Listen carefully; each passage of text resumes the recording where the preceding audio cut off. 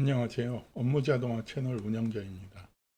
오늘은 피벗을 함수로 대체하는 법을 알려드리고 데이터 보관 구조에 대한 이야기를 좀 더 하고자 합니다. 엑셀에서 피벗 기능을 사용하는 방법은 워낙 많은 분들이 설명한 내용이라 생략하고 피벗 기능을 함수로 대체해서 만드는 방법을 알려드리겠습니다. 함수로 피벗과 필터 기능을 대체하게 되면 업무 자동화를 할 때 매우 효율적이 됩니다. 왼쪽에 도시별 인구 자료가 있는데요. 이렇게 만들어진 자료를 오른쪽에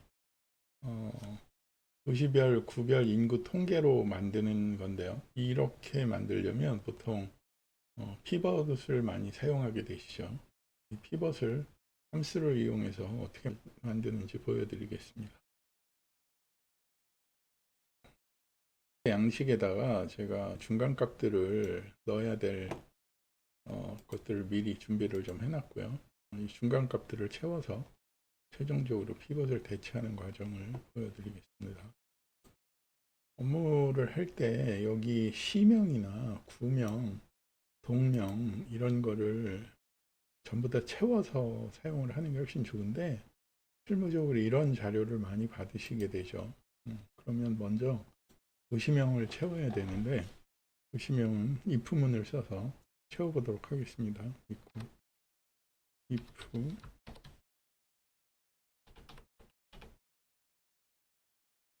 이 값이 비어 있으면 바로 위에 것을 가져오고 안 비어 있으면 도시명을 다시 이름을 가져오는 식으로 채우면 이렇게 되겠죠. 이 값을 저기 끝까지 채우면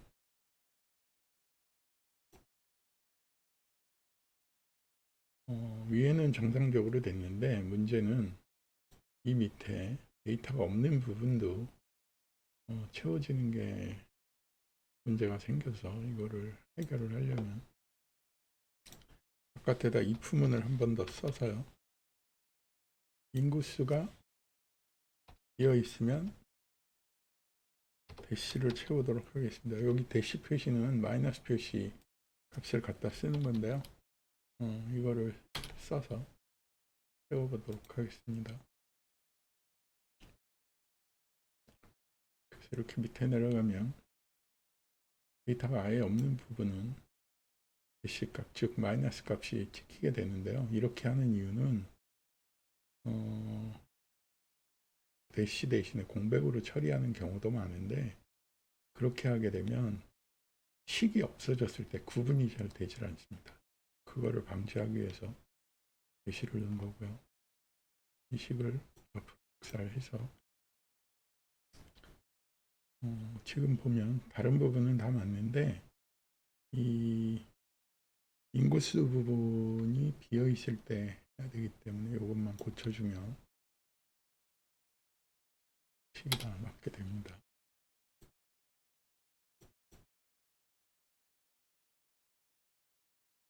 이렇게 되는 걸 보시죠. 그 다음에 키 값이라는 거는 오른쪽 양식이 도시 이름과 구 이름 두 가지의 남녀 인구 통계를 뽑아오는 게 핵심이기 때문에 도시와 구 이름을 묶은 것을 키 값으로 만들어 보겠습니다.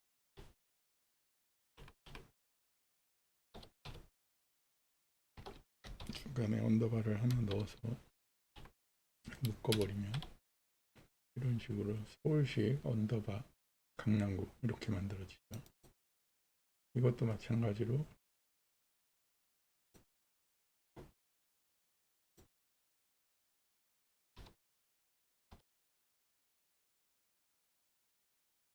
도시가 비어 있으면 만들 필요가 없으니까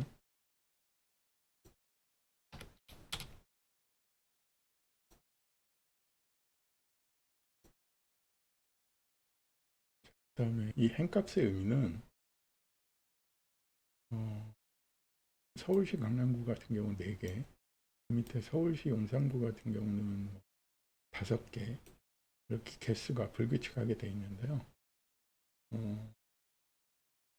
이때 처음에 나오는 한 개씩만 여기에다가 그 자리에 행의 값을 적고 그것을 오른쪽 양식으로 가져가서 도시 이름과 구 이름을 찍어주고 그 다음에 서미프스 함수로 통계를 내보도록 하겠습니다. 값을 뽑는 방법은 카운터 if를 쓰는데요.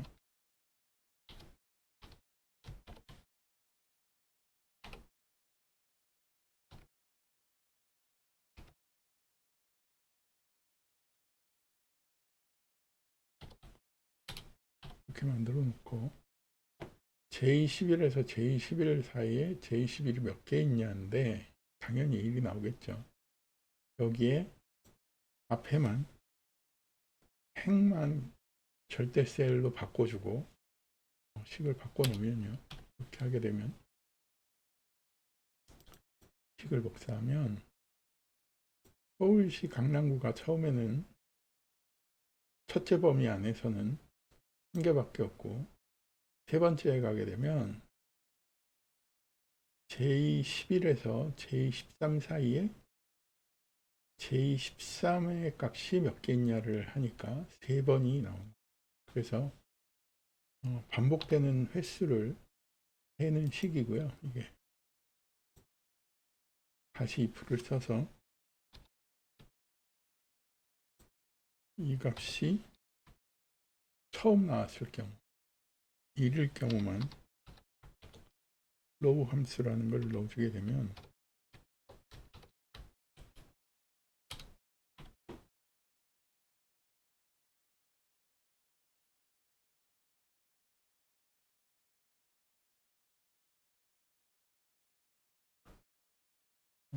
처음 나오는 곳에 행값이 찍히게 됩니다. 근데 여기 63 같은 경우는 대시가 처음 나오는 것 때문에 찍힌 거고요. 이건 의미가 없기 때문에 아까처럼 이 부분으로 한 번 더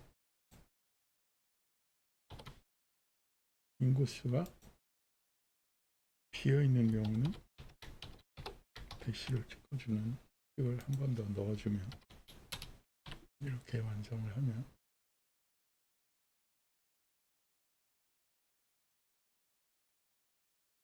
처음 나오는 곳에만 행값이 찍히게 됩니다. 그리고 이쪽에 가서 스몰 함수로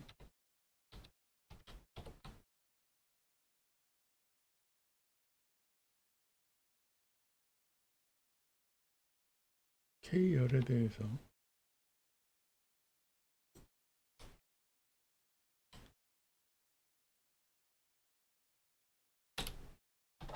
하게 되면 이 식을 보시면 K열에 5, 11 값이 1이기 때문에 K열에서 가장 작은 값이 숫자로서 제일 작은 값이 11입니다. 그래서 11이 오는 것이고요. 그 식을 밑으로 복사를 하면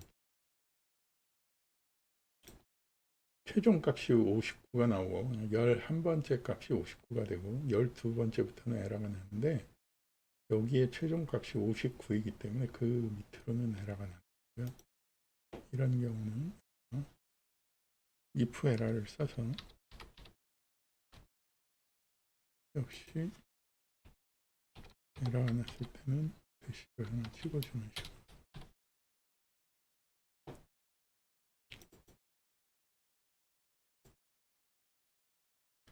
이렇게 되면 왼쪽에 있는 행값들을 오른쪽의 양식으로 추출해야 하는 겁니다. 그리고 이제 여기 도시 이름과 구 이름을 H열과 I열에 있는 값을 오른쪽으로 불러드릴 건데요. 이때 쓰는 거는 컬럼 함수를 써서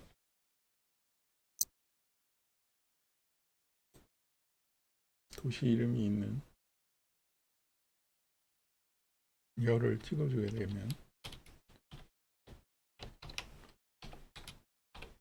여기서 숫자 8의 의미는 H열이 A열부터 셌을 때 8번째이기 때문에 8이 나온 거고요. 그 옆에는 컬럼이 I 10번을 잡고 있기 때문에 9가 나온 겁니다.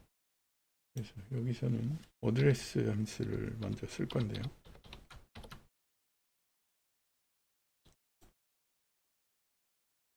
이렇게 해서 만들 건데요. 지금 P는 열을 고정했고 Q2 값에서는 행을 고정했습니다. 그 이유는 오른쪽으로 복사하고 밑으로 복사했을 때 정확한 값이 들어오도록 하기 위해서 각각 한 군데씩만 고정을 한 겁니다. 이 식을 옆으로 복사해 보면 H11이 나온 이유는 11번 행에 서울시라는 이름이 있는 곳이 H11이고요. 그 다음에 11번 행에 구 이름이 나오는 게 I11이기 때문에 그 옆에는 I11이 나옵니다. 여기에 인다이렉트 함수를 쓰게 되면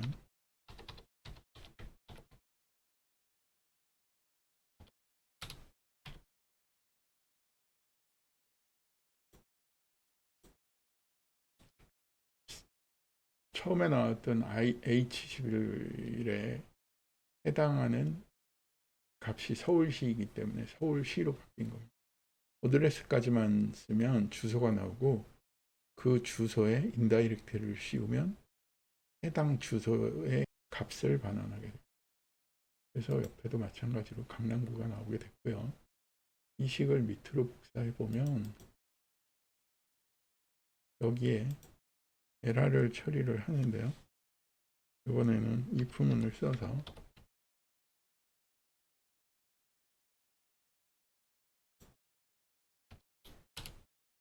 if 에러 대신에 제가 지금 if문을 써서 처리를 한 이유는 나중에 자세히 한 번 더 설명드릴 기회가 있을 텐데요. 계산 속도에 if 에러보다 이렇게 처리하는 게 유리한 면이 많습니다. 이제 남자와 여자의 인구수를 도시와 구별로 해서 합계를 가져올 텐데요. 여기서는 sum ifs를 쓰겠습니다. sum range는 지열이고요. 절대셀로 바꿔주고요. 그다음에 조건은 처음에 서울시와 강남구인데 서울시 강남 묶인 키 값을 기준으로 조건을 완성해 보겠습니다. 고정하고요. 그 다음에 J열에서 맞는 거를 가져올 거는 조건 값은 Q와 키값 만들듯이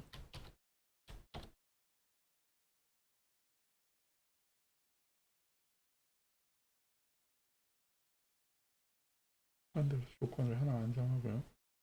두 번째 조건은 남녀인데 F열을 잡고요. F열 고정하고 그 다음에 남자는 바로 위에 있으니까 행만 고정해서 완성하면 이렇게 값이 나옵니다.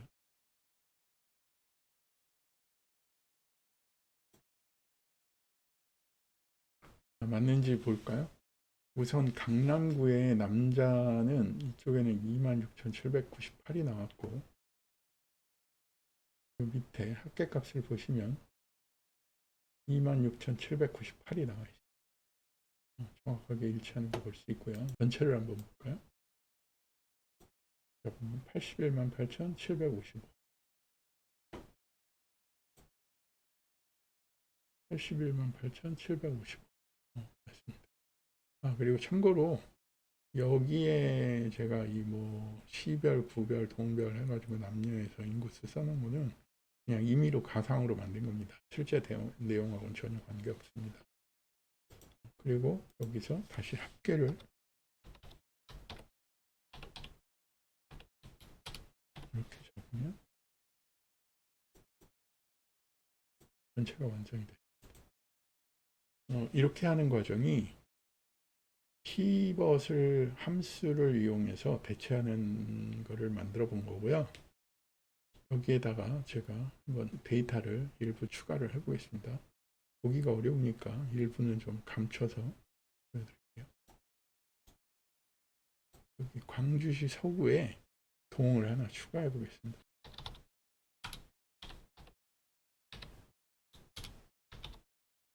여기다 10만을 늘리고요. 밑에도 10만을 늘리면 남녀모두 10만씩 원래보다 늘어난 걸 보실 수 있고요. 여기다가 다른 시도 하나를 추가한다면 인천시, 연수구, 성도동,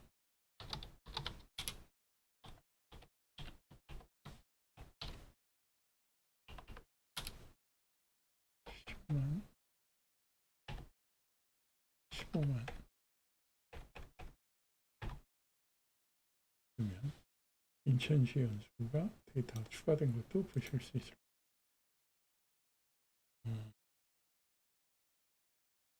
피벗 테이블을 그냥 사용하면 되지 뭐 이렇게 복잡하게 하냐라고 생각하실 분들이 있는데요.